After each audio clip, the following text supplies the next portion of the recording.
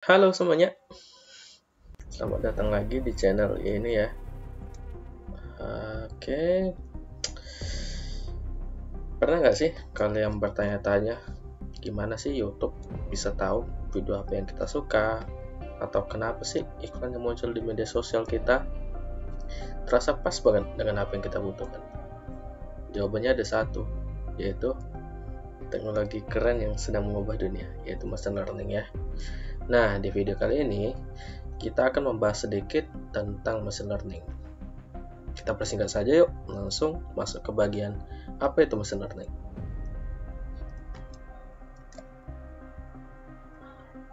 Oke, introduction. Jadi, machine learning itu adalah salah satu cabang dari artificial intelligence atau AI ya, yang memungkinkan sistem komputer untuk belajar secara otomatis dari data dan membuat prediksi tanpa perlu diprogram secara eksplisit. Nah, teknologi ini menjadi fondasi penting dalam perkembangan AI modern karena kemampuannya menyesuaikan diri dan meningkat seiring waktu berdasarkan pengalaman yang diperoleh dari data yang dianalisis.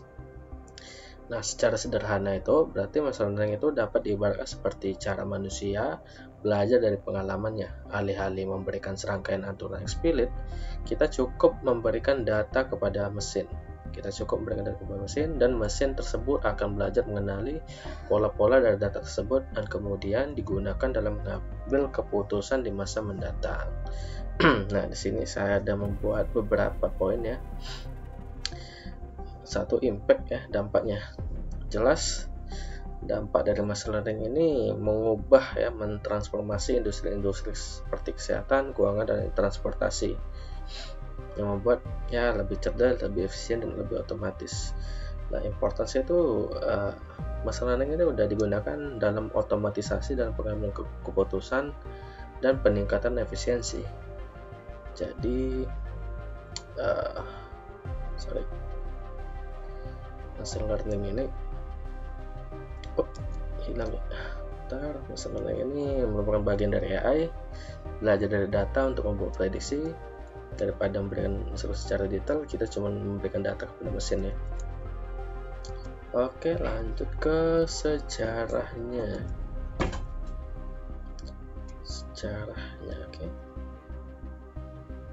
Story dari machine learning. Nah, di sini kita bisa lihat ya, pada awal mulanya itu yaitu tahun 1950-an sampai 1960-an.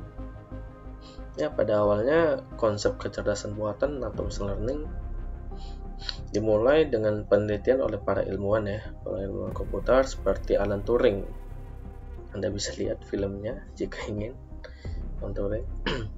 Di mana Alan Turing ini memperkenalkan konsep Turing test yang mengukur kecerdasan mesin. Penelitian ini membuka jalan bagi pengembangan teori dan algoritma pertama untuk machine learning.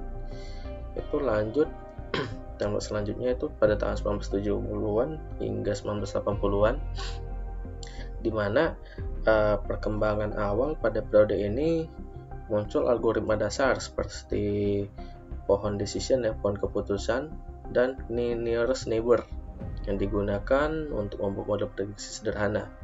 Namun, keterbatasan dalam daya komputasi dan data menyebabkan kemajuan yang lambat dalam bidang ini. Template selanjutnya itu tahun 1990-an, di mana kebangkitan machine learning pada dekade ini, algoritma supervector machine learning atau kita sebut dengan SVM dan neural network mulai digunakan secara lebih luas. Peningkatan daya komputasi dan akses terhadap lebih banyak data membuka potensi machine learning untuk aplikasi yang lebih canggih.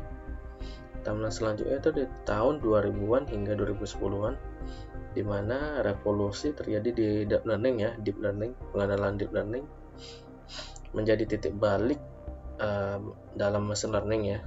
Algoritma seperti convolutional neural networks dan recurrent neural networks memungkinkan komputer untuk belajar dari data besar dan memberikan hasil yang jauh lebih akurat. Era ini ditandai dengan kemajuan besar dalam pengenalan gambar, suara, dan bahasa alami. Untuk timeline sekarang atau era kecerdasan buatan terapan, di mana era kecerdasan buatan terapan saat ini, machine learning telah menjadi bagian integral dalam kehidupan kita. dia udah digunakan dalam berbagai aplikasi, mulai dari rekomendasi produk, di e-commerce, hingga mobil otonom. Kita bisa lihat ya, mobil-mobil Tesla yang udah menggunakan AI, serta asisten suara cerdas seperti Siri dan Alexa yang diciptakan oleh Apple dan Google.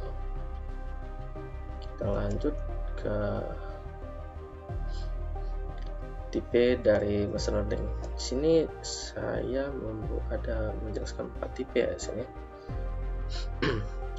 Jadi machine learning itu memiliki beberapa jenis. Pendekatannya berdasarkan cara mesin itu belajar dari datanya. Pendekatan mesin, cara mesin belajar dari data. Jadi masing-masing jenis ini memiliki metode pelatihan yang berbeda-beda dan digunakan untuk tujuan yang berbeda pula, tergantung pada jenis data dan masalah yang diselesaikan.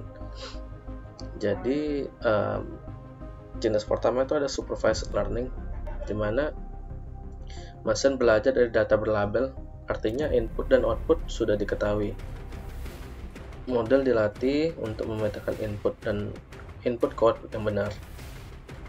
Tipe kedua ada unsupervised learning, di mana mesin belajar dari data tanpa label, digunakan untuk menemukan pola tersembunyi atau struktur dalam data. Yang ketiga ada semi-supervised learning, di mana kombinasi dari supervised dan unsupervised. Model ini dilatih dengan sebagian kecil data berlabel dan sebagian besar data tidak berlabel. Yang keempat ada reinforcement learning, yaitu mesin belajar melalui interaksi dengan lingkungan dan memperoleh umpan balik dalam bentuk reward atau punishment untuk meningkatkan performa. Contoh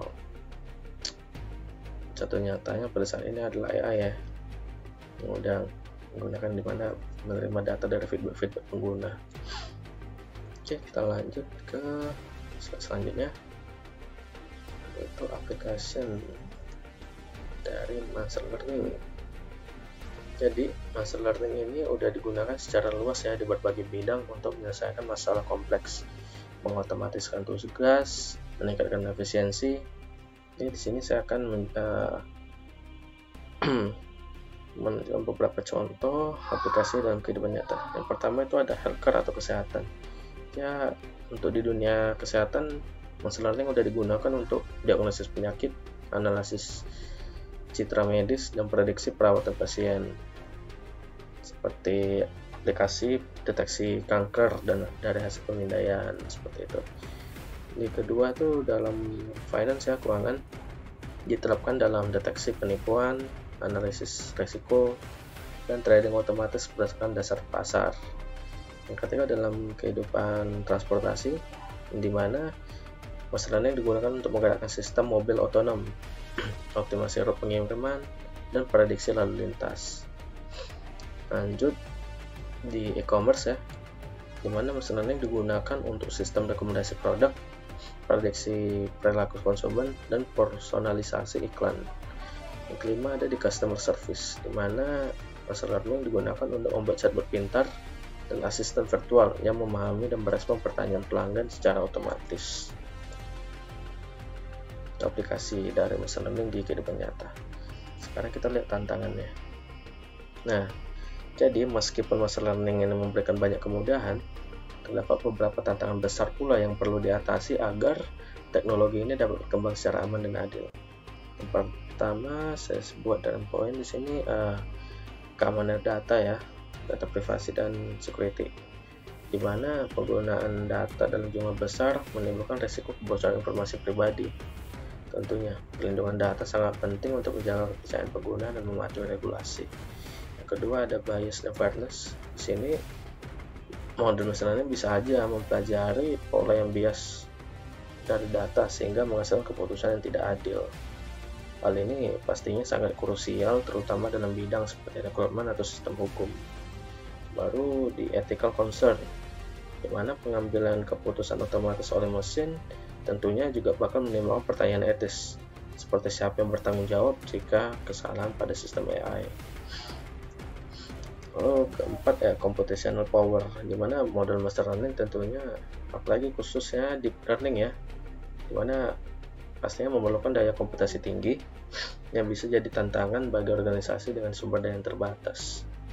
Jadi Meskipun machine learning memberikan banyak kemudahan, dapat banyak sekali tantangannya.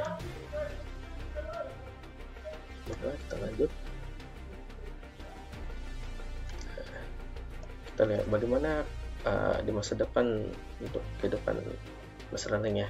Ya, di masa depan machine learning pastinya akan semakin cerdas ya, mendekati kemampuan berpikir manusia, dimana seperti pepatah ya, more human like intelligence, dimana model machine learning pastinya akan lebih semakin cerdas dan mampu memahami konteks seperti manusia. Lalu itu lanjutnya machine learning juga akan diadopsi lebih luas di berbagai industri ya,